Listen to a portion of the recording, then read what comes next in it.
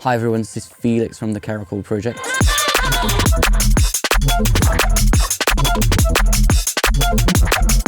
Today I'm gonna talk about and break down my track Watercats.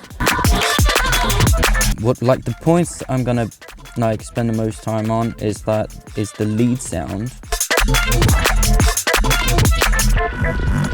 I'm making sure that the tail of the kick doesn't clash with the clap by just having a little bit of a side chain.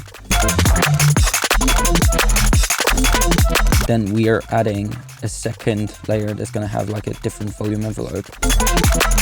And I'm also going to teach you about drum design and some workflow techniques that I really like. It's changing the groove basically. Putting kicks everywhere or putting snares everywhere. So I really hope you enjoy and you learn something.